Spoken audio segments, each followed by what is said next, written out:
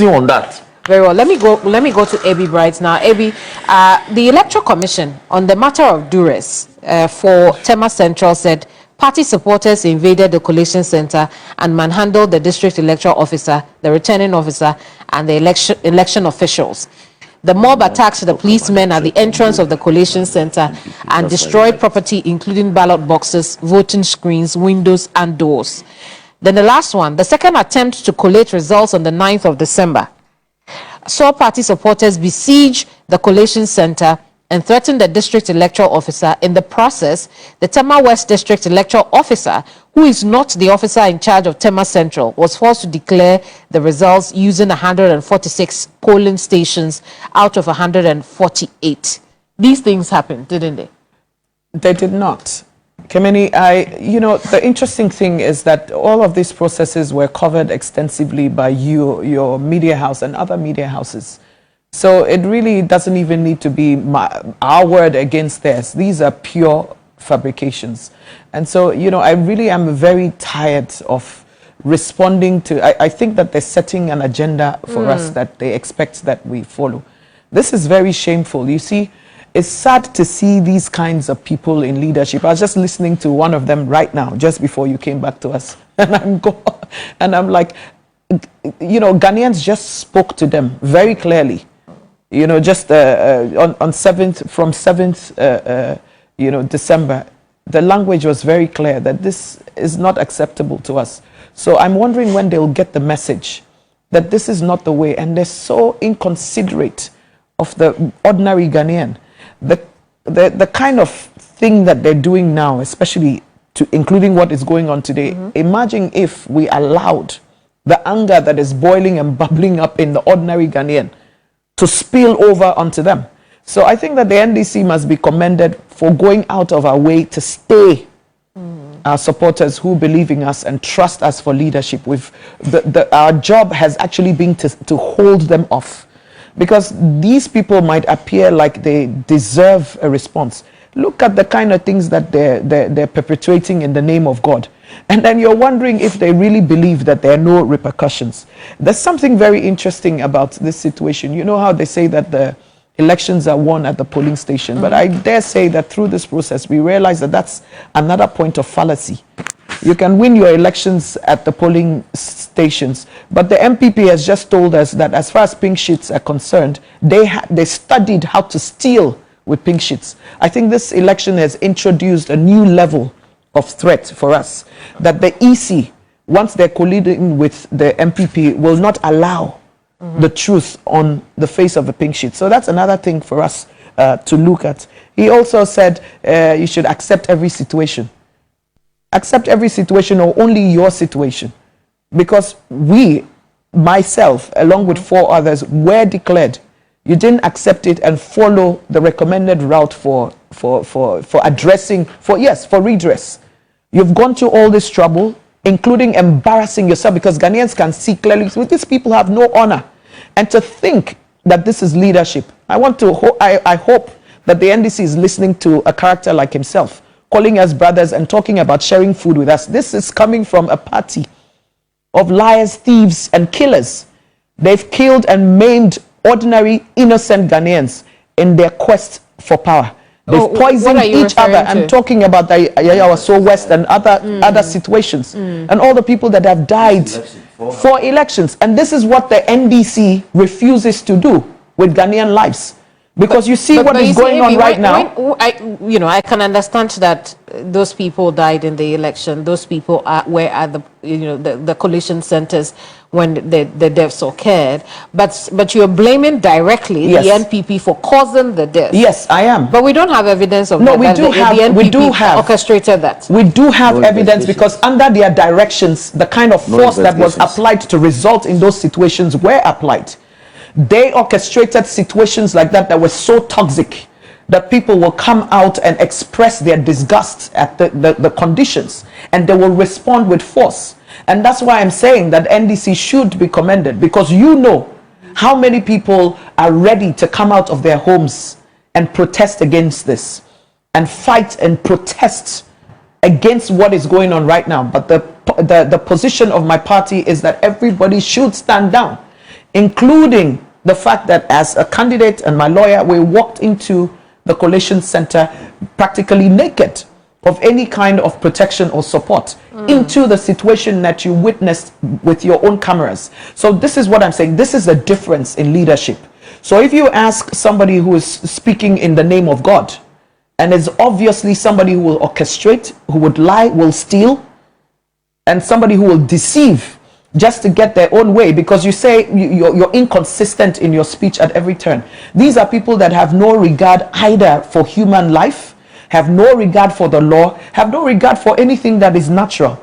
And you know, so I will advise Ghanaians. I mean, I think that they're already aware that these are people that cannot be trusted, but I'll advise my party also to be wary and look at how to protect us beyond this point, especially in Parliament. And well, you know, I think at this point, I'm not so worried about the situation, because I believe that we will still prevail. As Honorable Dafiamepo has indicated, we haven't exhausted all avenues yet, and there should be at least something of integrity that holds out in this country against all of this tyranny. So we're sure that by the time we get to the end of the matter, there will be clarity. But like you put it earlier, this is a script playing out, and I don't think that we expected any different. We're not sitting here because we're surprised. We're sitting here to guide all of us through the process of what we saw happening and is happening. But we'll also like to use the opportunity to put them on notice that we will not roll over. We will make decisions that protect human life and Ghanaians in general. We're concerned about keeping Ghana as a whole. But the survival of Ghana requires that elements like you are purged out of the system in leadership, because we cannot afford to go in this direction. Are you referring to the majority leader when yes, you say that? Him and his ilk of thieves and connivers and forgers. You can't call them that. I'm doing that based on the evidence that we're dealing with right now. Because but we can't associate with that. Well, no, we have to. Right. You cannot, but I can. Because you've seen declarations made for us, and you're being asked not to accept that, but to accept theirs, which is in clear violation of the law, when our processes were legal. And the same person says, whatever the situation is, please accept it in the name of God.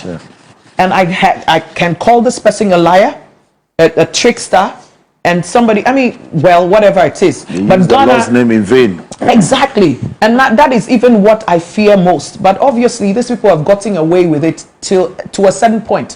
What is happening to their side right now should be an indication that if they push much further, they might get a response that they still haven't fathomed. But we'll leave it there for now. I just like to say, I have confidence in the ability of my party and all of us to go through processes that will protect Ghanaian lives, but will still achieve the intended results. So Ebi, in the first declaration, it was done using the results of 146 polling stations, which means there were 2 left. Yes.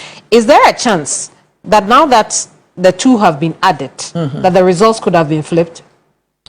Yes. Well, yes. Let me answer that. Okay. Yes. These 2 pink sheets were fabricated. The contents of the originals with the EC officers were markedly different from the contents of the duplicates that were originally given at the polling stations after the close of poll. The originals now bears names, signatures, year of election, time that the polls closed. The duplicates did not. Figures were different. So if you don't resist such a forged document, it will go against you. As a trained lawyer, I cannot accept that. It's a fabricated evidence. The evidence is not credible. All right? But the NPP insists that should be added. The EC insists that should be added in favor of the NPP. The figures on it favor the NPP candidate. That is why today they claim that they're beating her by 55 votes. When the Monday declaration put her around 240 something votes. 241 above them. You understand? So, but for those 2 fabricated pink sheets, she's in the clear. And you notice the fabrication on the first declaration or collation because the dates and numbers were not the same as the original. You see, a duplicate must be a replica of the original. Yes. So where you have an original, the contents of which are not reflected on your duplicate, then there's a fabrication. Okay, so what I'm trying to understand is... So to the extent that we compelled Ofosuhini, the Metro Director, to invite one of his presiding officers, and they're called presiding officers, in respect of one of those pink sheets to come. When he came, the man came to admit that, oh yes, I completed these pink sheets in the office. After the close of polls, 2 of them. After the close of polls. Why? Because when we closed at 5 and we did the tabulations and I announced the results, we were tired.